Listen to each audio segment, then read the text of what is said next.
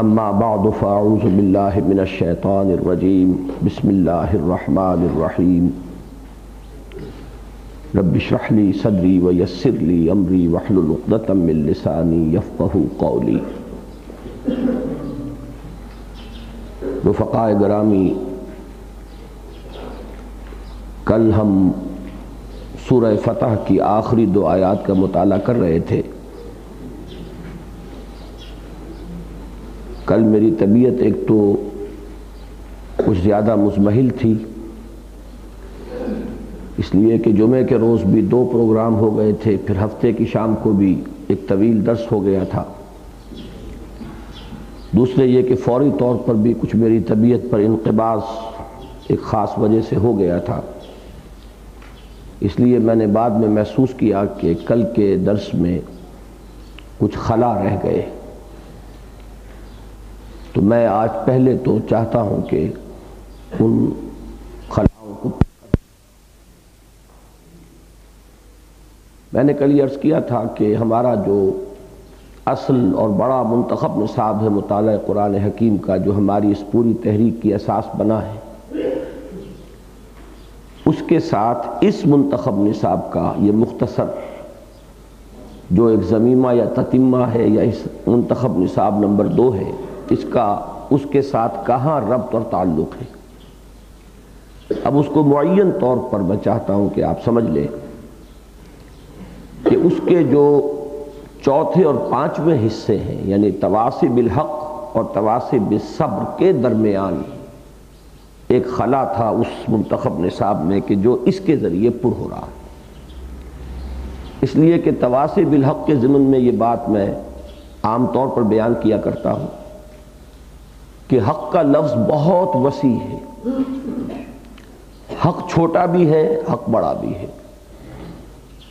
کسی شخص نے کسی کے 5 روپے دینے ہوں اور وہ نہ دے رہا ہو، اور آپ جا کر تلقین کریں کہ بھائی وہ 5 روپے تمہارے ذمے ہے، ادا کرو، یہ بھی تواصی بالحق ہے۔ کوئی بچہ گلی میں کھیل رہا ہو جو کہ کھیلنے کی جگہ نہیں ہے اصلاً، اور اس سے گزرنے والوں کے لیے تکلیف کا اور مضرت کا اندیشہ ہو، تو اس بچے کو یہ سمجھانا کہ یہاں مت کھیلو، یہ بھی تواصی بالحق ہے۔ کوئی نوجوان اپنے والدین کے حقوق ادا نہ کر رہا ہو تو اسے یہ تلقین کرنا کہ والدین کے حقوق کو پہچانو اور ادا کرو، یہ بھی تواصی بالحق ہے۔ لیکن سب سے بڑا حق کہ یہ زمین اللہ کی ہے، اس پر اس کا حکم چلنا چاہیے۔ جائز حکمران صرف وہ ہے، سروری زیبا فقط اس ذات بے ہمتا کو ہے، حکمراں ہے ایک وہی، باقی بتانے آزری۔ اب اس حق کا اعلان اور پھر اس حق کو، جس کو کہیں گے احقاق حق، اس حق کو فی الواقع بروئے کار لے آنا کہ حق بحقدار رسید کا معاملہ ہو جائے، یہ تواصی بالحق کی سب سے اونچی منزل ہے، اور یہی بندہ مومن کے فرائض دینی کا اعلیٰ ترین مقام ہے۔ اس کو ہم تکبیر رب سے بھی تعبیر کرتے ہیں، اس کو ہم اقامت دین سے بھی تعبیر کرتے ہیں، اس کو اظہار دین الحق علی الدین کلہ سے بھی تعبیر کیا گیا، یہی ہے کہ وَيَكُونَ الدِّينُ كُلُّهُ لِلَّهِ سے تعبیر کیا گیا، یہی ہے جسے حضور صلی اللہ علیہ وسلم نے اعلاء کلمت اللہ سے تعبیر فرمایا۔ بات ایک ہی ہے، عباراتنا شتیٰ وحسنک واحد۔ اب اس تواصی بالحق، یا یوں کہیے کہ اس سطح پر تواصی بالحق کا تقاضا ہے، اور اس کے لیے لازمی ایک شرط ہے قیام جماعت، التزام جماعت۔ اس کے بغیر یہ کام نہیں ہو سکتا۔ وہ جماعت بھی ڈھیلی ڈھالی نہیں، بلکہ بڑی کسی ہوئی اور منظم جماعت۔ تو یہ جو ایک تقاضا ہے اس کو پورا کرنا، اور اس اجتماعی جد و جہد پر جو کچھ اضافی سیرت و کردار کے پہلو نمایاں ہوتے ہیں، جو کچھ اضافی لوازم ہیں انفرادی شخصیت کے اعتبار سے، ان کو نمایاں کرنے کے لیے یہ آیات قرآنیہ، یہ مقامات جو ہیں، ان پر مشتمل یہ منتخب نصاب ہم نے مرتب کیا ہے۔ ایک بات تو یہ واضح ہو گئی، دوسرے یہ کہ آیہ مبارکہ هو الذی ارسل رسولہ بالہدی ودین الحق لیظہرہ علی الدین کلہ ولو کرہ المشرکون، اس پر سیر حاصل گفتگو ہمارے دروس میں بھی ہو جاتی ہے سورہ صف کے حوالے سے، اور اس پر میری تحریر بھی موجود ہے۔ فلہ الحمد، اللہ کا شکر ہے کہ ایک بہت ہی مناسب موقع پر اللہ تعالیٰ نے اس تحریر کی مجھے توفیق دے دی۔ یہ آیت بعین ہی انہی الفاظ کے ساتھ سورہ توبہ میں بھی آئی ہے، البتہ یہاں اس میں فرق ہے وَكَفَى بِاللَّهِ شَهِيدًا، بجائے لَوْ كَرِهَ الْمُشْرِكُونَ کے وَكَفَى بِاللَّهِ شَهِيدًا، اس سے ایک اضافی بات سامنے آ گئی کہ وہ جو میں کل بھی بیان کر چکا ہوں کہ لِيُظْهِرَهُ میں ضمیر فاعلی اور ضمیر مفعولی کے جتنے ممکن مراجع ہو سکتے ہیں ان سب کو سامنے رکھنے کے باوجود مراد اور معنی میں کوئی فرق واقع نہیں ہوتا، لیکن یہ کہ اس آیہ مبارکہ میں کفا باللہ شہیدہ نے معین کر دیا ہے کہ وہاں ضمیر فاعلی محمد الرسول اللہ ہی ہو سکتے ہیں، اللہ نہیں ہو سکتا، اس لیے کہ اللہ کو تو بطور گواہ لایا جا رہا ہے۔ گواہ ظاہر بات ہے کہ اس فعل کا خود کرنے والا نہیں ہوتا، وہ کوئی نہ کوئی اس کا غیر ہوگا۔ اب کفا باللہ شہیدہ، اس کے دونوں مفہوم ممکن ہے، کافی ہے اللہ بطور گواہ، اور یہ لفظ قرآن مجید میں آتا ہے بطور مددگار کے بھی، وَادْعُوا شُهَدَاءَكُم مِّن دُونِ اللَّهِ إِن كُنتُمْ صَادِقِينَ، سورہ بقرہ میں جہاں چیلنج کیا گیا ہے وَإِن كُنتُمْ فِي رَيْبٍ مِّمَّا نَزَّلْنَا عَلَىٰ عَبْدِنَا فَأْتُوا بِسُورَةٍ مِّن مِّثْلِهِ وَادْعُوا شُهَدَاءَكُم مِّن دُونِ اللَّهِ إِن كُنتُمْ صَادِقِينَ۔ تو یہ شہید بمانی مددگار کے بھی ہے، بلا لو اپنے مددگاروں، تو کافی ہے اللہ بطور مددگار، چاہے کافی ہے اللہ بطور گواہ لے لیں، چاہے کافی ہے اللہ بطور مددگار لے لیں، تو معلوم ہوا کہ یہاں اس فعل کا فاعل جو ہے اصلاً وہ در حقیقت اللہ نہیں ہے بلکہ محمد الرسول اللہ ہے۔ تیسری بات یہ واضح ہو گئی کہ یہاں صرف ایک فرد جو ہے اگرچہ امت کے نمائندے کی حیثیت سے، داعی اول کی حیثیت سے نمایاں انہیں کیا گیا ہے، لیکن یہ بھی ثابت ہو گیا کہ یہ کام تنہا ان کے کرنے سے نہیں ہوگا۔ اس بات کا اضافہ کیا گیا سورہ صف میں اس طور سے کہ اس آیت کے فوراً بعد پکارا گیا اہل ایمان کو، یا ایھا الذین آمنوا هل ادلکم علی تجارۃ تنجیکم من عذاب علیم تؤمنون باللہ ورسولہ وتجاہدون فی سبیل اللہ باموالکم وانفسکم۔ فرض منصبی محمد الرسول اللہ کا ہے صلی اللہ علیہ وسلم، لیکن اس کے لیے تن من دھن کھپانا ذمہ داری ہے ان کی جو مدعی ہے اللہ پر اور محمد پر ایمان کے صلی اللہ علیہ وسلم۔ لہذا یہ ایک اجتماعی جد و جہد ہو سکتی ہے، اس کے بغیر اس مقصد کا حصول ممکن نہیں۔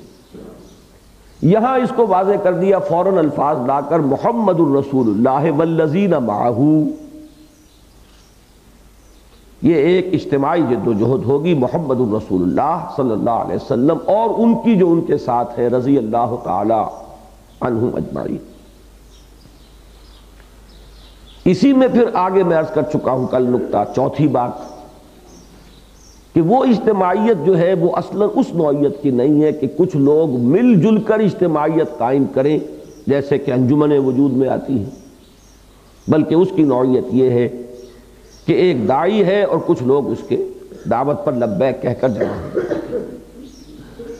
وہاں اس کو ظاہر کیا من انصاری اللہ نحن انصار اللہ سے، یہ مکالمہ جو ہے اس میں اس بات کو واضح کر دیا۔ یہاں یہ محمد الرسول اللہ والذین معہ سے بات واضح ہو گئی۔ پانچویں بات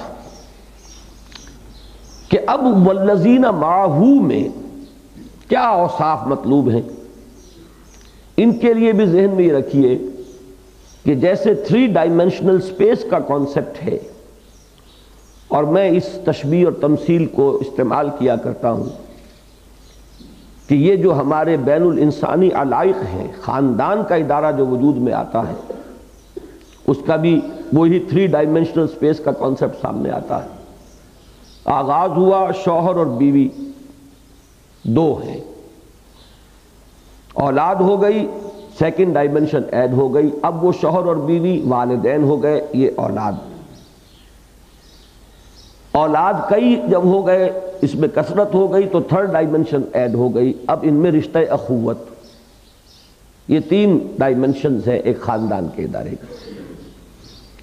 اسی طریقے سے جو جماعت اس جد و جہد کے لیے کمر کسے، اس کے بھی جو مطلوبہ اوصاف ہیں ان کو آپ تین ڈائمنشنز کے حوالے سے سمجھ لیجئے۔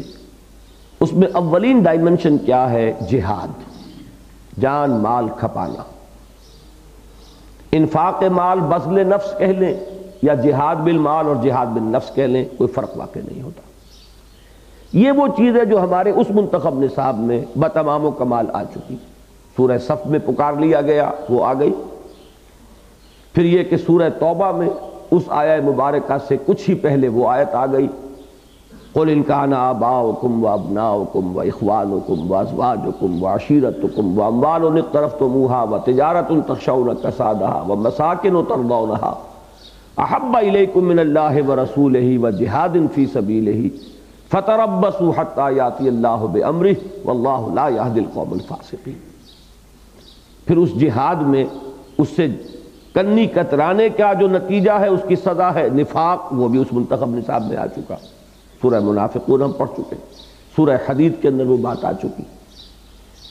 اس جہاد کے لیے ابتدائی طریقہ کار کیا ہے کہ اس کا آلہ ہے قرآن مجید، اور اساسی منہاج یہی ہے، یتلو علیہم آیاتہ ویزکیہم ویعلمہم الکتاب والحکمہ، یہ سورہ جمعہ میں آ چکا۔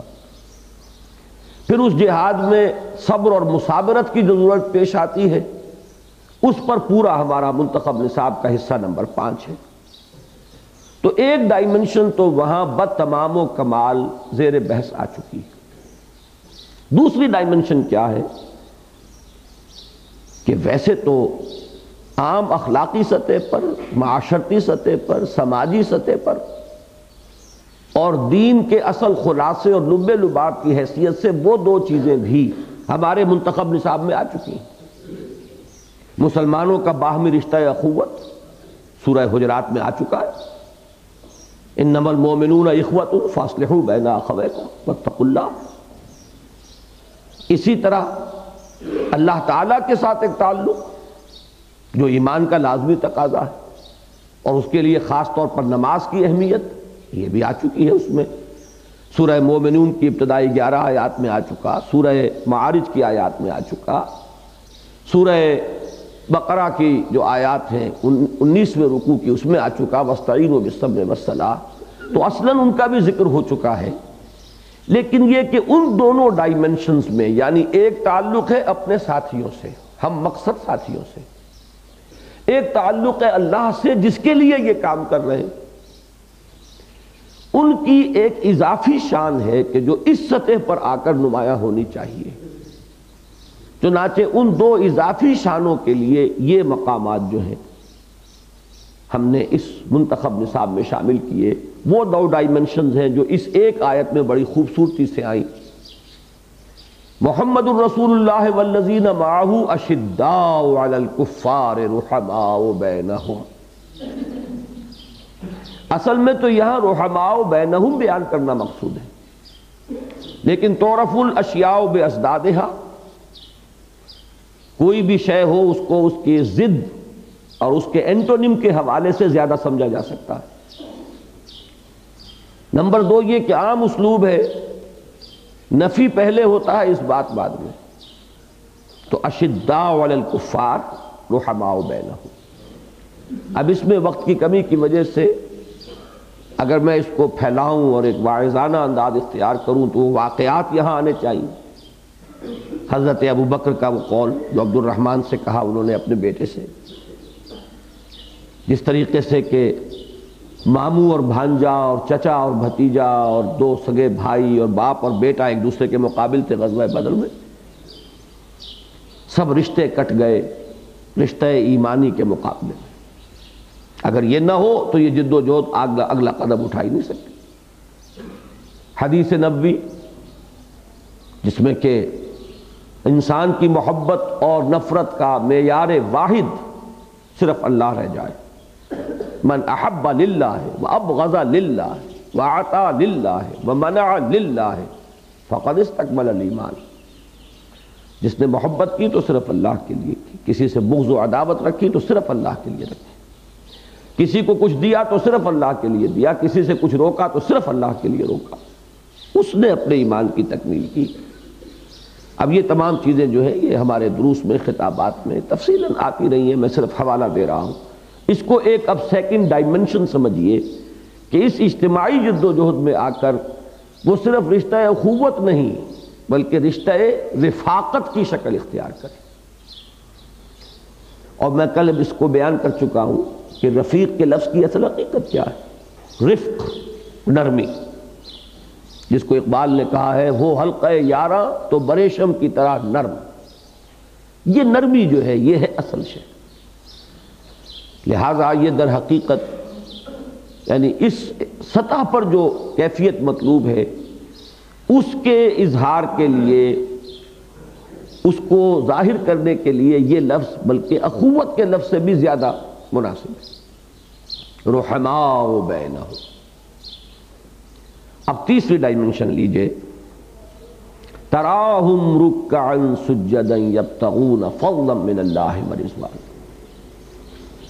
تو دیکھتا ہے ان کو یا تو دیکھے گا ان کو، ترا فعل مضارع ہے، حال اور مستقبل دونوں اس کے اندر کور ہو جاتے ہیں۔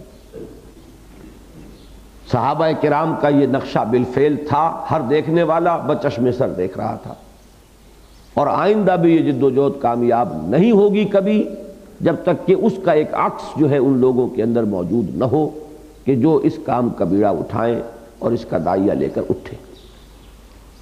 تو دیکھتا ہے ان کو یا تو دیکھے گا ان کو سجدہ کرتے ہوئے، رکوع کرتے ہوئے، اپنے رب کے فضل کو تلاش کرتے ہوئے اور اس کی رضا کی تلاش میں، اس کی رضا کے جویا۔ یہ ہے وہ تھرڈ ڈائمنشن، تعلق مع اللہ۔ اس لیے کہ ہر کام کا ایک محرک ہوتا ہے، اس کام کا محرک واحد اگر اللہ کی رضا نہیں ہے تو اب یہ پولیوٹ ہو گیا، اب اس میں ملاوٹ ہو گئی۔ اس کو ایک اعتبار سے ہم شرک سے بھی تعبیر کریں گے، اس لیے کہ خلوص و اخلاص توحید کا لازمی تقاضا، اور ریا و سمعہ یہ شرک ہے، شرک خفی ہے، لیکن شرک خفی شرک تو ہے۔ من صلی یرائی فقد اشرکا ومن صام یرائی فقد اشرکا ومن تصدق یرائی فقد اشرکا۔ اور وہ مجاہد فی سبیل اللہ بلکہ جو دنیا میں شہید سمجھا جا رہا تھا، وہ ہمارے دروس میں یہ احادیث آ چکی ہے بارہا کہ وہ جب اس کا محاسبہ ہوگا اور وہ کہے گا اللہ میں نے تیرے راہ میں جنگ کی تاکہ تو راضی ہو جائے اور میں نے اپنی جان دے دی، تو اللہ تعالیٰ اس کی بات اس کے منہ پر دے ماریں گے، انک قد قاتلت لأن یقال جریء، تو نے وہ جنگ کی تھی اس لیے کہ کہا جائے کہ بڑا جری ہے، بڑا جیدار آدمی ہے، دیکھو کیسے لڑ رہا ہے۔ وقد قیلا، وہ کہا جا چکا، تمہاری مراد مل چکی، اب یہاں کچھ نہیں ہے، اور فرشتوں کو حکم ہوگا اور منہ کے بل گھسیٹتے ہوئے اسے جہنم میں جھونک دیں گے۔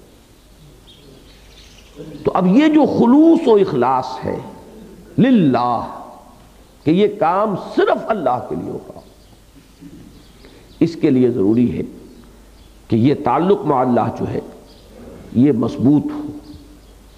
اس کا سب سے بڑا ذریعہ نماز ہے۔ تراہم رکعا سجدا یبتغون فضلا من اللہ ورضوانا، یہ ان کی ایک شخصیت کا، ان کی سیرت کا، ان کے کردار کا یہ ایک ایسا جزو لا ینفک بن جاتا ہے کہ محسوس ہوتا ہے کہ نماز کے کھوٹے سے ان کی زندگی بندھی ہوئی، وہ ان کا ایک نمایاں وصف ہے۔ تراہم رکعا سجدا یبتغون فضلا من اللہ۔ اب یہاں دو الفاظ آئے ہیں، اللہ کے فضل کی تلاش اور اللہ کی رضا کی تلاش۔ پہلے تو فضل کو سمجھیے، جتنے مقامات قرآن مجید کے خود آپ کو بھی اس وقت مستحضر ہوں گے، ان میں ذرا نوٹ کیجئے کہ فضل کس کس معنی میں آیا۔ سورہ جمعہ میں اس دنیا میں جو مادی رزق ہے اس کے لیے بھی لفظ فضل آیا۔ فَإِذَا قُضِيَتِ الصَّلَاةُ فَانتَشِرُوا فِي الْأَرْضِ وَابْتَغُوا مِن فَضْلِ اللَّهِ وَاذْكُرُوا اللَّهَ كَثِيرًا لَعَلَّكُمْ تُفْلِحُونَ۔ جب نماز ادا ہو چکے تو اب تمہیں اجازت ہے تم زمین میں پھیل جاؤ اور رزق تلاش کرو اللہ کا۔ کسی معاشی جد و جہد میں اب کوئی شے آڑے نہیں ہے، تمہیں کوئی روکنے والی نہیں ہے، تم لگ سکتے ہو۔ تو رزق جو ہے اس دنیا میں جو انسان کو ملتا ہے، مادی رزق، خوراک، زندگی کے وسائل و ضروریات، وہ بھی فضل ہے۔ سورہ جمعہ میں فضل قرار دیا گیا حضور کی بعثت، حضور کا مقام و مرتبہ، امیین پر یہ فضل کہ حضور آپ ان میں سے تھے، آخرین پر یہ فضل کہ وہ بھی اس امت میں شامل ہو جائیں گے۔ یہ سب کیا ہے؟ یہ بھی اللہ کا فضل ہے۔ یہ فضل حضور پر ہوا تو سب سے بڑا فضل ہوا۔ ان فضلہ کان علیک کبیرہ، اے محمد آپ پر تو اللہ کا جو فضل ہوا ہے وہ بہت بڑا ہوا، یقیناً ہوا۔ جو مقام، جو مرتبہ اللہ نے عطا فرمایا، بعد از خدا بزرگ تو یہ قصہ مختصر، تو یہ فضل ہے اللہ کا، بہت بڑا فضل عظیم۔ امیین چن لیے گئے کہ محمد ان میں سے تھے، بہت بڑا فضل ہوا۔ یہ رتبہ بلند ملا جن کو مل گیا، ہر مدعی کے واسطے دار و رسن کا۔ آخرین میں سے جنہیں توفیق مل گئی ان میں شامل ہونے کی، وآخرین منہم لما یلحقوا بہم وہو العزیز الحکیم، ذالک فضل اللہ یؤتیہ من یشاء واللہ ذو الفضل العظیم۔ اب تیسرا جو فضل ہے وہ سورہ حدید کی مشہور آیت ہوا ہمارے منتخب نصاب کا، میں کہہ سکتا ہوں نقطہ عروج ہے، کلائمیکس ہے۔ وہاں جنت کو کہا گیا فضل، سابقوا الی مغفرۃ من ربکم وجنۃ عرضها کعرض السماء والارض اعدت للذین آمنوا باللہ ورسلہ ذالک فضل اللہ یؤتیہ من یشاء واللہ ذو الفضل العظیم۔ اب ان میں سے ظاہر بات ہے کہ پہلا مفہوم تو یہاں مراد نہیں ہو سکتا، اپنی جگہ وہ ایک جائز جد و جہد ہے، معاشی جد و جہد، لیکن یہ کہ یہاں پر تو وہ آؤٹ آف کانٹیکسٹ ہوگی، سیاق و سباق میں وہ فٹ نہیں بیٹھے گا۔ بقیہ دونوں مفہوم موجود ہیں، اور زیادہ معین طور پر جنت، یبتغون فضلا من اللہ، سورہ حدید کے حوالے سے جب آپ اس کو سمجھیں گے تو وہ جنت کا حصول ہے۔ یہ ہے، یوں سمجھئے کہ نسب العین ادنا، یہاں ادنا سے اعلیٰ کی طرف اب عروج ہوگا، صعود ہوگا۔ یہ صعودی ترتیب ہے، کہیں ترتیب نزولی ہوتی ہے، اعلیٰ کا ذکر پہلے پھر ادنا کا، کہیں ترتیب صعودی ہوتی ہے، صعودی سین سے نہیں صاد سے، صعود، چڑھنا۔ سأرہقہ صعودا، سورہ مدثر میں آیا، چڑھواؤں گا میں اسے ایک بڑی چڑھائی۔ تو یہ سعودی ترتیب ہے کہ پہلا مقصود جنت ہے، لیکن بلند تر مقصد ورضوانا، اللہ کی رضا، رضی اللہ عنہم ورضوا عنہ۔ اب اس سے اونچا مقام کو قرآن مجید میں متعدد مقامات پر صحابہ کرام کے لیے خاص طور پر جو لفظ آیا ہے وہ یہ رضی اللہ عنہم ورضوا عنہ۔ تو اللہ کی رضا، یہاں یہ بات نوٹ کر لیجئے کہ ہم پر یہ اللہ کا فضل ہوا ہے کہ ابتدا ہی سے یہ بات ہم پر واضح تھی کہ نسب العین کے درجے میں دنیا کی کوئی شے نہیں ہوگی۔ دین کا غلبہ بھی نسب العین نہیں ہے، اس کی جد و جہد ایک فرض ہے، نسب العین نہیں ہے۔ نسب العین صرف آخرت، آخرت کی فوز و فلاح، نجات، کامیابی اور اللہ کی رضا۔ نسب العین کے مقام پر اس کے ساتھ کسی اور چیز کو شامل کرنا، اپنے فکر کے اندر کجی پیدا کرنا۔ ترجیح بلا مرجح میں کہا کرتا ہوں کہ نماز بھی فرض ہے، روزہ بھی فرض ہے، اب ان میں سے ایک کو آگے کر دینا، دوسرے کو اس کا ذریعہ قرار دے دینا، یہ ترجیح بلا مرجح ہو جائے گا۔ یہ ارکان اسلام ہے کہ ایک مقصود ہے، دوسرا اس کا ذریعہ، غلط۔ یہ تمام فرائض ہیں، نماز اپنی جگہ فرض ہے، زکوٰۃ اپنی جگہ فرض ہے، اقامت دین کی جد و جہد اپنی جگہ فرض ہے، دعوت دین میں اپنے لیے اپنی صلاحیتیں لگانا اپنی جگہ فرض ہے۔ ان میں سے کسی کو تو اٹھا کر نصب العین بنا دینا، دوسرے کو اس کا ذریعہ بنا کر ایک ثانوی حیثیت ڈیلیگیٹ کر دینا، یہ بھی ترجیح بلا مرجح ہے۔ نصب العین صرف ایک ہے، اور وہ اخروی نجات، جنت کا حصول اور اللہ کی رضا، اور ان میں بھی بلند ترین شے اللہ کی رضا ہے۔ سیماہم فی وجوہہم من اثر السجود، علامت ہے ان کی ان کے چہروں میں سجدوں کے آثار، سجدوں کے اثرات۔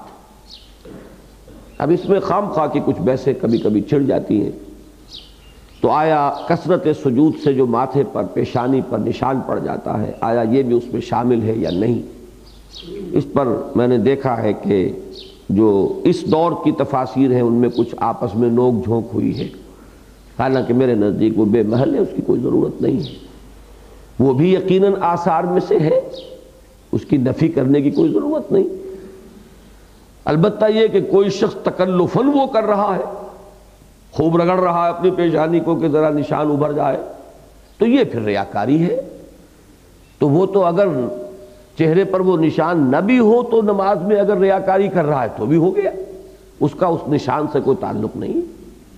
باقی یہ بات بھی ہے کہ صرف وہی ایک اثر نہیں ہوتا چہرے میں، وہ تو چہرے کی ایک خاص ایک کیفیت ہوتی ہے جو ایک مقام بندگی کا اس سے ظہور ہو رہا ہوتا ہے، محسوس ہوتا ہے کہ یہ اللہ کے بندے کا چہرہ ہے۔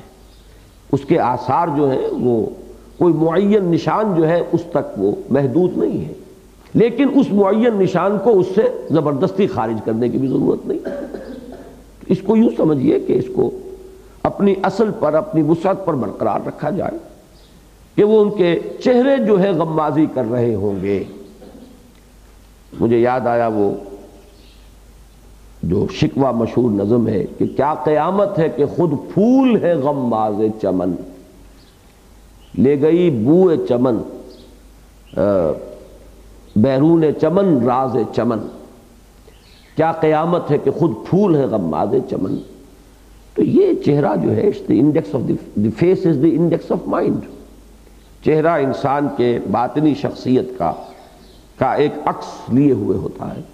سیماہم فی وجوہہم من اثر السجود، ان کے چہروں میں سجدوں کے آثار جو ہیں حویدہ ہوں گے، نمایاں ہوں گے۔ ذالک مثلہم فی التوراۃ ومثلہم فی الانجیل، یہ ہے ان کی تمثیل، ان کی مثال تورات میں اور ان کی مثال انجیل میں۔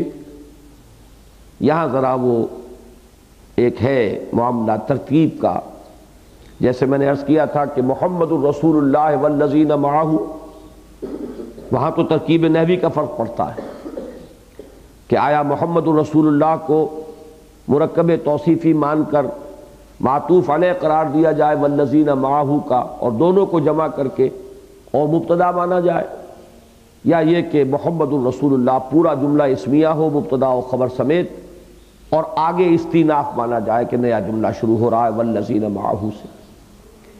یہاں جو ہے تلاوت ہی کے اندر ایک فرق واقع ہو جاتا ہے، اور جیسے کہ یہ 3 نقطے لگے ہوئے ہیں تورات کے بعد بھی اور انجیل کے بعد بھی، اسے معانقہ کہتے ہیں قرآن مجید کی اصطلاح میں، کہ جہاں یہ مقامات آتے ہیں، غالباً 14 مقامات ہیں قرآن کے، یہ واللہ عالم، صحیح عدد میرے ذہن میں اس وقت نہیں ہے، تو ان پر یہ بھی ہو سکتا ہے کہ تورات پر رک جائیں اور وَمَثَلُهُمْ فِي الْإِنْجِيلِ كَزَرْعٍ أَخْرَجَ شَطْأَهُ فَآزَرَهُ، اس کو اس کے ساتھ جوڑا جائے۔ اور یہ بھی ہو سکتا ہے کہ ذَلِكَ مَثَلُهُمْ فِي التَّوْرَاةِ وَمَثَلُهُمْ فِي الْإِنْجِيلِ اس کو جوڑا جائے، اور كَزَرْعٍ أَخْرَجَ شَطْأَهُ فَآزَرَهُ یہاں سے استیناف مانا جائے، نیا جملہ شروع کیا جائے۔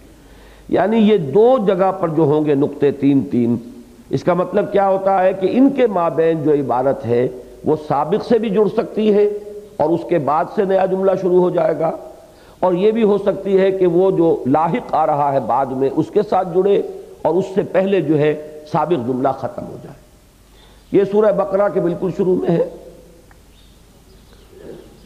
ذالک الکتاب لا ریب فیہ، ذالک الکتاب و لا ریب فیہ، یہ دونوں ہو سکتے ہیں. بلکہ نہیں، اس سے ہے فیہ ھدی للمتقین. اب فیہ کو یا تو جوڑیں گے لا ریب فیہ یا فیہ ھدی للمتقین، یہ دو ہیں اصل میں. تو وہ وہاں بھی مثال ہے اور یہاں بھی مثال موجود ہے. اگر ہم اس کو یوں لیں کہ تورات پر آ کر رک جائیں، ذالک مثلہم فی التوراۃ، معلوم ہوا کہ یہ جو مثال اوپر بیان ہوئی کہ ان کے چہرے دمکتے ہوئے ہوں گے نور بندگی سے، سجدوں کے آثار ان کے چہروں میں نمایاں ہوں گے، یہ کہیں صحابہ کرام کی علامات میں سے تورات میں آیا ہوگا. اور اگلا جڑ جائے گا وَمَثَلُهُمْ فِي الْإِنْجِيلِ كَزَرْعٍ أَخْرَجَ شَطْأَهُ فَآزَرَهُ فَاسْتَغْلَظَ فَاسْتَوَىٰ عَلَىٰ سُوقِهِ، اور ان کی مثال انجیل میں یہ دی گئی تھی، ان کی یہ علامت انجیل میں بیان کی گئی تھی. مفہوم یہ ہو جائے گا. اور اگر یہ ہو ذَلِكَ مَثَلُهُمْ فِي التَّوْرَاةِ وَمَثَلُهُمْ فِي الْإِنْجِيلِ، تو ان دونوں کے بارے میں یہ کہا جائے گا کہ یہ علامت کہ ان کے چہروں میں سجدوں کے آثار حویدہ ہوں گے، یہ تورات میں بھی مذکور ہے، انجیل میں بھی مذکور ہے. اور آگے جو بات شروع ہوگی وہ مستقبل کی ایک پیشین گوئی ہے کہ اب یہ کھیتی کیسے اپجے گی، کیسے پروان چڑھے گی، کیسے اب اس کے اندر ترقی ہوگی. یہ گویا کہ اس کے لیے ایک پیشین گوئی ہے. بہرحال یہ دونوں امکانات بالکل مساوی ہیں اور اس میں نتیجے کے اعتبار سے کوئی فرق واقع نہیں ہوتا. مجھے زیادہ جو انشراح صدر ہے وہ اس پر ہے کہ انجیل پر آ کر رکا جائے. ذالک مثلہم فی التوراۃ و مثلہم فی الانجیل، اور آگے جو ہے یہ ایک پیشین گوئی ہے. اس لیے کہ القرآن یفسر بعضہ بعضا، اس کے ایک نظیر جو ہے اور اس کا ایک تعلق معنوی جڑتا ہے سورہ نور کے اس وعدے سے لَيَسْتَخْلِفَنَّهُمْ فِي الْأَرْضِ كَمَا اسْتَخْلَفَ الَّذِينَ مِن قَبْلِهِمْ، اور ہمارے اس منتخب نصاب میں وہ بھی آئے گا، وہ بھی مقام آئے گا. بہرحال جہاں تک نتیجے کا ہے معاملہ ہے اس میں کوئی فرق واقع نہیں ہوتا.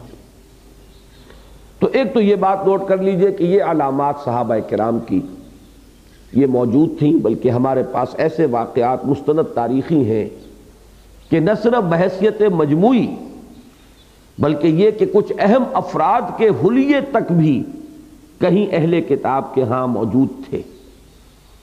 چنانچہ بیت المقدس کے فتح کے موقع پر جو کہ حضرت عمر فاروق رضی اللہ تعالیٰ عنہ کے ساتھ معاملہ ہوا ہے، اس سے تو اندازہ ہوتا ہے، یہاں تک آتا ہے کہ انہوں نے اپنی کتابیں ہاتھ میں لی ہوئی تھی اور ان آثار کو دیکھ رہے تھے حضرت عمر کی شخصیت کے اندر، اور ان دروازے کھول دیے. بہرحال حضور صلی اللہ علیہ وسلم اور آپ کے صحابہ کا ذکر جو ہے وہ سابقہ کتابوں میں ہے، اور ان کے لیے یہ ان کی علامات، ان کے یہ آثار یہ گویا کہ پیشگی طور پر وہاں مندرج تھے. اب آئیے آگے کے بارے میں، یا اس وقت جو کھیتی اپج رہی تھی بالفعل، اس کا کیا نقشہ کھینچا ہے. كَزَرْعٍ أَخْرَجَ شَطْأَهُ فَآزَرَهُ فَاسْتَغْلَظَ فَاسْتَوَىٰ عَلَىٰ سُوقِهِ، مانند ایک کھیتی کے پہلے وہ اپنی سوئی نکالتی ہے، پھر وہ اس کو سہارا دیتی ہے، پھر گدراتی ہے. گدرانا موٹا ہونا، فاستغلظ، غلظت کا لفظ آتا ہے عربی زبان میں کسی شے کے گاڑھے ہونے کے لیے. دل سخت ہو تو اس کو بھی غلظہ کہا گیا. وَلْيَجِدُوا فِيكُمْ غِلظَةً، نرمی نہ اختیار کرو بلکہ چاہیے کہ یہ کفار و منافقین تمہارے اندر سختی محسوس کریں. تو گاڑھی شے، موٹی شے، تو کھیتی بڑے نرم و نازک، وہ پتیاں پہلے نکلتی ہیں، کونپلے کہیے، پھر ذرا وہ اوپر کو آتی ہے، ابھرتی ہے، سہارا دیتی ہے، پھر یہ کہ ذرا گدراتی ہے، اس کے بعد فاستویٰ علی سوقہ، اپنی نال پر کھڑی ہو جاتی.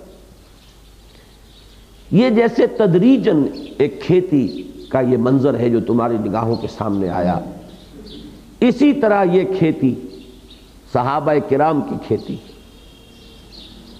جن میں سے ایک ایک پودے پر جو محنت کی ہے محمد الرسول اللہ صلی اللہ علیہ وسلم نے، اس کا ہم تصور نہیں کر سکتے۔ میں یہ عرض کر چکا ہوں کہ یہ چیزیں ویسے تو سامنے کی ہوتی ہیں، ذہن کا منتقل ہونا ہوتا ہے کہ کبھی بات اچانک منتقل ہوتا ہے ذہن۔ حضور صلی اللہ علیہ وسلم کی شخصیت، آپ کی صلاحیت، آپ کا مقام، آپ کا مرتبہ، آپ کی محنت، آپ کی مشقت، اس سب کو ایک پلڑے میں رکھیے، جس کے لیے امتناع نظیر کی بحث ہے، اس کی کوئی مثال ممکن ہی نہیں۔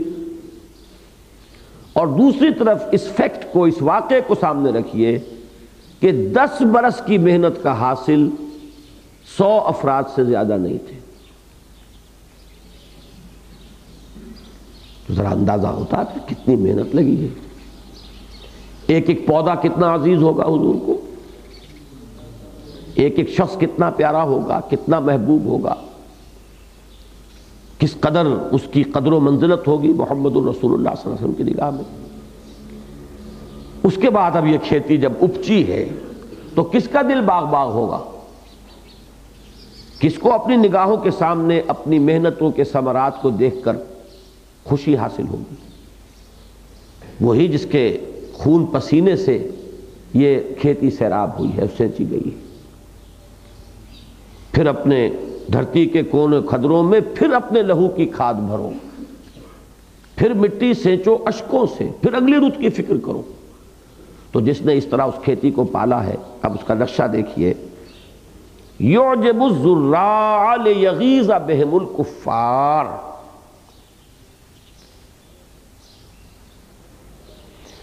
وہ بڑی اچھی لگتی ہے، بھلی لگتی ہے، خوش کرتی ہے کاشتکار کو، جس نے محنتیں کی تھی، جس نے ہل چلائے تھے، جس نے سینچا تھا، جس نے جاگ کر راتوں کو پانی دیا تھا۔ اب کھیتی اپجے گی، بہار پر آئے گی تو اس کا دل تو باغ باغ ہو، خوش کرتی ہے۔ یہ ترجمہ اب سے دیکھیں گے، اس لیے کہ عجیب شے جو ہے، میں نے کئی مرتبہ عرض کیا، عربی زبان میں عجیب کے معنی وہ نہیں ہے جو اردو میں ہم کہتے ہیں۔ اردو میں عجیب کوئی ان یوزول یا ایب نارمل شے، عربی میں عجیب شے وہ ہے جو دل کو لبھائے، دل آویز، جس کو دیکھ کر خوش ہو جائے انسان۔ تو یعجب الزراع، اب اس کا عکس کیا ہے؟ لیغیظ بہم الکفار، تاکہ جلے دل اس کے ذریعے سے کفار کے۔ سیدھی بات ہے، جو رکاوٹیں ڈالتے رہے، جو ایڑی چوٹی کا زور لگاتے رہے کہ یہ کھیتی نہ اپجے، جنہوں نے قدم قدم پر مخالفتیں کی، جنہوں نے ہر تدبیر اختیار کر لی اس کا راستہ روکنے کی، ان کا دل تو جلے گا۔ یہ بہت اہم نکتہ ہے ہمارے لیے، اپنے دلوں کو جانچنے کے لیے ایک معیار ہے۔ محمد الرسول اللہ کی کھیتی پر جس کا دل جلتا ہو، وہ حقیقت ایمان سے بالکل بے بہرا ہے، کوئی تعلق اس کا۔ اگر محمد سے تعلق ہے تو اس کھیتی پر جیسے ان کا دل باغ باغ ہوا، ویسے ہی ہر اس شخص کا دل باغ باغ ہونا چاہیے جس کو کوئی تعلق خاطر محمد الرسول اللہ سے۔ صحابہ سے بغض ہو اور دعویٰ محمد سے پیار کا ہو، یہ جھوٹا ہے، اس میں کوئی صداقت نہیں ہو۔ یقیناً یہ چیز جو ہے ایک اہم، جیسے لٹمس پیپر ہے جو بتا دیتا ہے کہ یہ ایسیڈک ہے یا الکلائن ہے، بالکل یہ معیار ہے۔ اور حضور کا وہ خطبہ در حقیقت اسی کی وضاحت ہے۔ اللہ اللہ فی اصحابی لا تتخذوهم من بعضی غرضا فمن احبهم فبحبی احبهم ومن ابغضهم فببغضی ابغضهم۔ خبردار رہو، اللہ سے ڈرتے رہو میرے صحابہ کے بارے میں، ان کو کہیں ہدف ملامت نہ بنا بیٹھنا، ان کو کہیں اپنی تنقیدوں کا نشانہ نہ بنا لینا۔ آگاہ ہو جاؤ، جو بھی ان سے محبت کرے گا وہ در حقیقت میری محبت کے ایک عکس کے طور پر، میری محبت کے طفیل ان سے محبت کرے گا۔ جس کو مجھ سے محبت ہوگی صحابہ سے محبت ہوگی، اور جس کو مجھ سے بغض ہے در حقیقت وہ ہے جو ان سے بغض کرتا ہے۔ صرف یہ کہ ایک مصلحت نہیں ہے کہ اس بغض کا اظہار میرے خلاف کرے، بلکہ وہ غصہ مجھ پر ہے، بغض مجھ پر ہے، غیظ مجھ پر ہے، غضب مجھ پر ہے کہ جو اتارتا ہے میرے صحابہ پر۔ یہ بہت اہم بات ہے، معمولی بات نہیں۔ اس کو اچھی طریقے سے اس آیت کے حوالے سے ذہن نشین کیجئے، دل میں بٹھائیے، اپنے دلوں کو ٹٹولتے رہیے۔ یہ ضرور ہے کہ بہرحال ہم صحابہ میں سے کسی کو معصوم نہیں سمجھتے، انسان تھے، معصومیت خاصہ نبوت ہے، لیکن یہ کہ اس کے باوجود آپ ان کے کسی فعل سے اختلاف کریں، اس میں کوئی حرج نہیں، لیکن محبت نہ رہے دل میں، ان کی عظمت نہ رہے دل میں، ان کی قدر نہ رہے دل میں، یہ در حقیقت ایمان سے محرومی کی علامت ہے۔ ان دونوں چیزوں میں فرق ہے۔ معصوم اگر سمجھیں گے تو اصل میں تو وہ ختم نبوت کی مہر کو آپ توڑیں گے۔ معصوم تو وہ نہیں ہے، نہ ابو بکر معصوم، نہ عمر معصوم، تابع دیگراں چہ رسد کوئی بھی معصوم نہیں۔ ابو بکر نے خود یہ کہا کہ اگر میں سیدھا چلوں تو تم پر میری اطاعت فرض ہے، اور اگر میں ٹیڑھا ہونے لگوں تو تم پر لازم ہے کہ مجھے سیدھا کرو۔ یہی بس فرق واقع ہو گیا۔ ظاہر بات ہے کہ محمد الرسول اللہ کی یہ شان نہیں تھی کہ انہیں لوگ سیدھا کریں، وہاں معاملہ یک طرفہ تھا، وہ لوگوں کو سیدھا کرنے آئے تھے، لیکن وہ معصومیت ختم ہوئی، اب وہ شان کسی کی نہیں ہے۔ اگر وہ دوسروں کو سیدھا کر سکتے ہیں تو ضرورت پیش آ سکتی ہے کہ کسی وقت لوگ انہیں سیدھا کریں۔ اس اعتبار سے تو گر حفظ مراتب نہ کنی زندگی، اگر اس فرق کو ملحوظ نہیں رکھیں گے تب بھی گمراہی ہو جائے گی، لیکن محبت، عظمت، تعظیم، قدر و منزلت نگاہوں میں ہونا، یہ عین لازمہ ایمان ہے۔ كَزَرْعٍ أَخْرَجَ شَطْأَهُ فَآزَرَهُ فَاسْتَغْلَظَ فَاسْتَوَىٰ عَلَىٰ سُوقِهِ يُعْجِبُ الزُّرَّاعَ لِيَغِيظَ بِهِمُ الْكُفَّارَ وَعَدَ اللَّهُ الَّذِينَ آمَنُوا وَعَمِلُوا الصَّالِحَاتِ مِنْهُمْ مَغْفِرَةً وَأَجْرًا عَظِيمًا۔ اللہ نے وعدہ کیا ہے، یہی وعدہ جیسا کہ میں عرض کر رہا ہوں کہ سورہ نور میں اس سے زیادہ گاڑھی شکل میں آیا ہے، لَيَسْتَخْلِفَنَّهُمْ فِي الْأَرْضِ۔ یہاں جو ہے اس دنیاوی وعدے کا ذکر ابھی نہیں ہو رہا،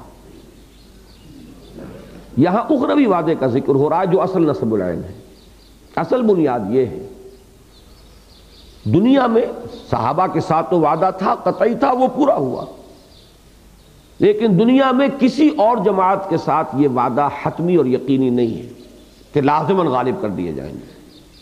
یہ اللہ کی حکمت میں ہے، کب کس کام کے لیے کوئی وقت معین ہے، کب اس کی حکمت بالغہ کا تقاضا ہوتا ہے، کب تک وہ ڈھیل دینا چاہتا ہے بندوں کو، یہ اس کی اپنی حکمت بالغہ سے طے ہوگا۔ اس میں تفویض الامر الی اللہ کے سوا کوئی اور چارہ کار نہیں۔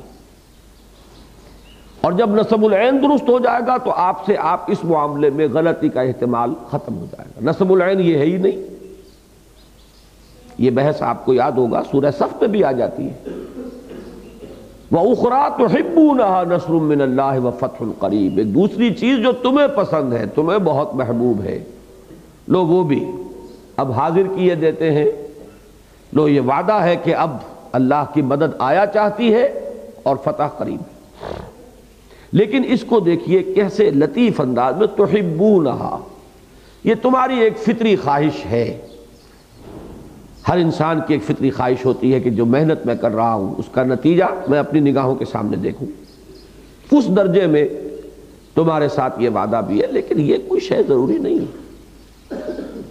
تم سے تو مطلوب یہ ہے کہ اپنا سب کچھ لگا دو اور جھونک دو، اپنے خلوص و اخلاص کا ثبوت فراہم کر دو، تم ثابت کر دو کہ تن من دھن اللہ سے زیادہ عزیز نہیں تھے، بس یہ ثابت کرنا، وہی جو ایک میزان، ثبوت دو اس کا کہ قل ان کان آباؤکم وابناؤکم واخوانکم وازواجکم وعشیرتکم واموال اقترفتموها وتجارۃ تخشون کسادها ومساکن ترضونها، یہ احب نہیں ہے اللہ سے اور اس کے رسول سے اور اس کی راہ میں جہاد سے، اس کا ثبوت فراہم کرنا یہ تمہاری کامیابی کے لیے شرط لازم ہے۔ بس تم نے کر دیا، تم کامیاب۔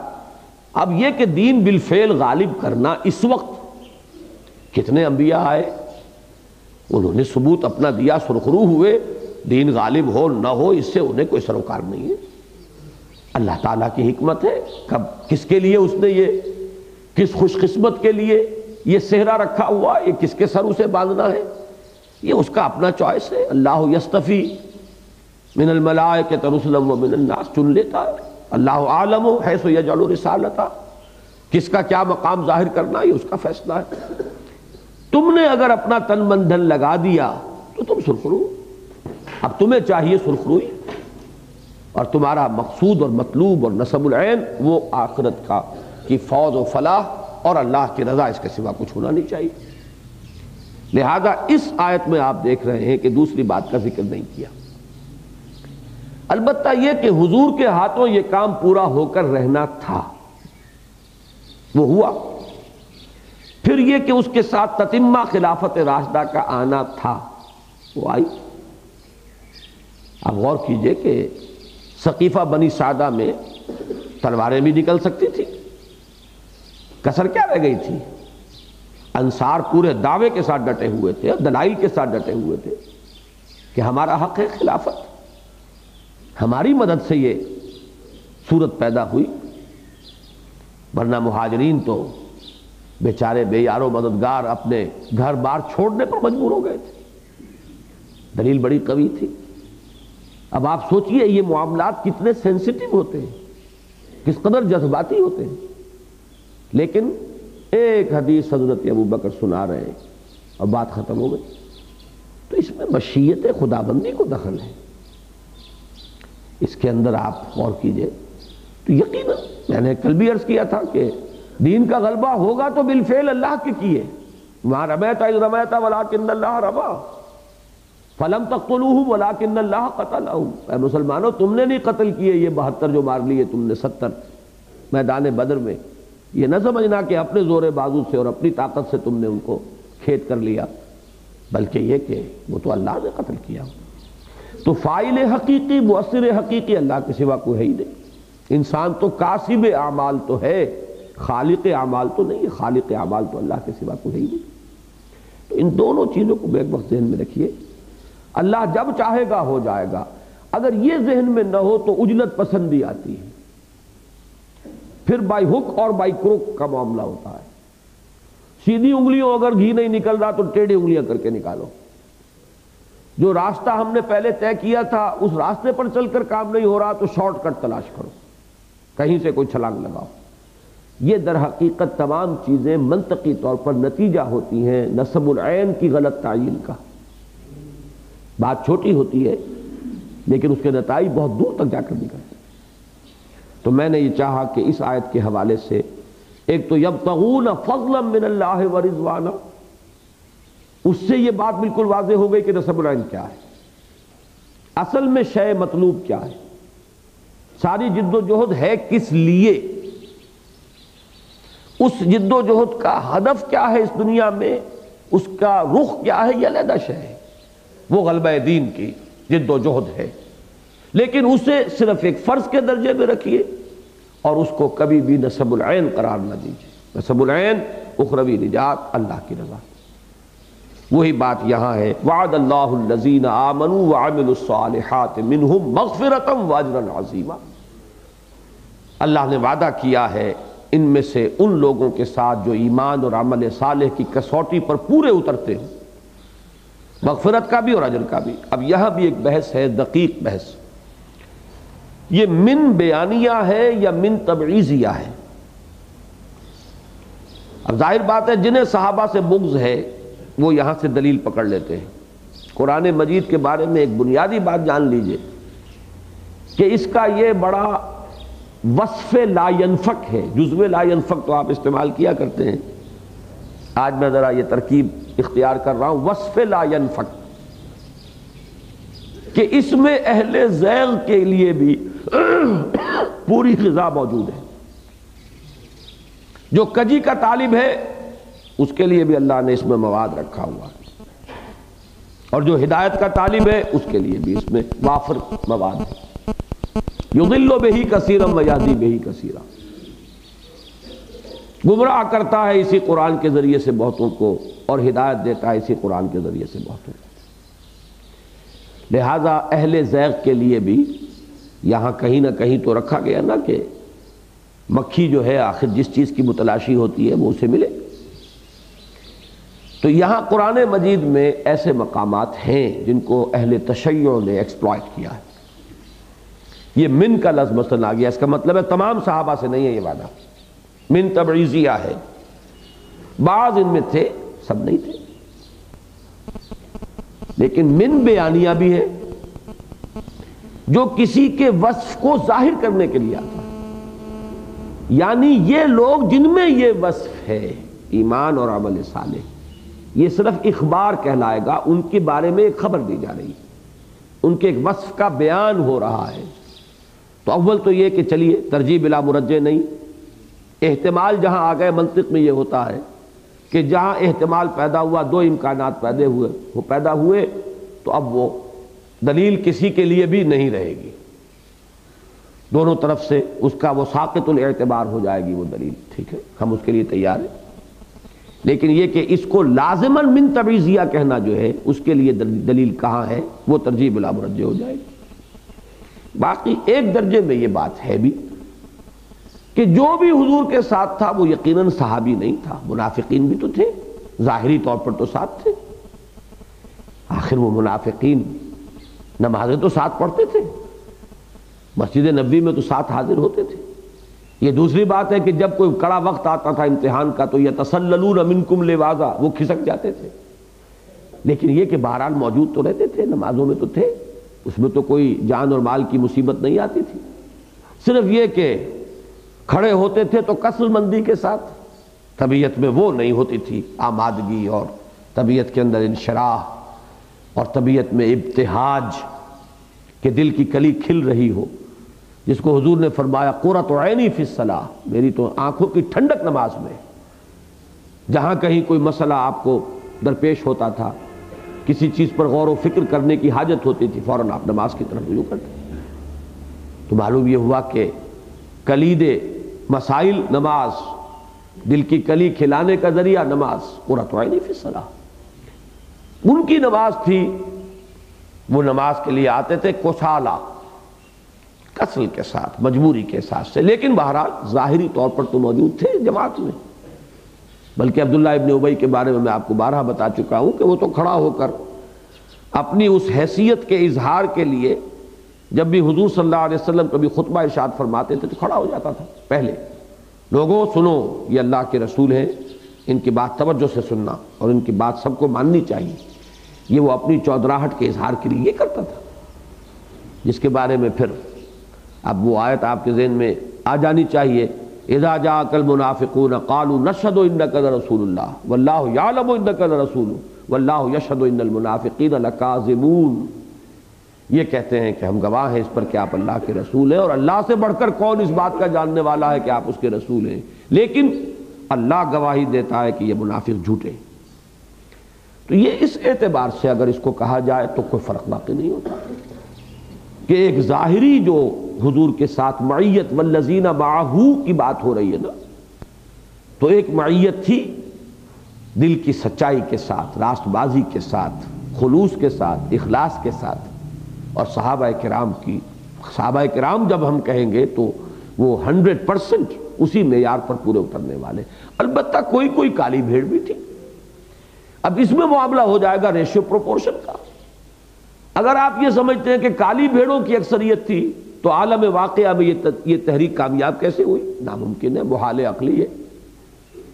ہاں یہ کہ مومنین صادقین کی عظیم اکثریت تھی، کچھ کالی بھیڑیں بھی تھیں، تبھی تو یہ جد و جہد کامیاب ہوئی، ورنہ کفر کی ساری قوتیں، ساری شیطانی قوتیں اس کی ناکامی کے اوپر ادھار کھائے بیٹھی تھی، پھر یہ کامیاب کیسی ہوتی؟ تو جو بھی حضور کے ساتھ ظاہرہ طور پر تھے ان کی غالب اکثریت جو ہے وہ مومنین صادقین پر مشتمل تھی، البتہ کچھ کالی بھیڑیں تھیں، اس کا انکار کوئی نہیں کرتا۔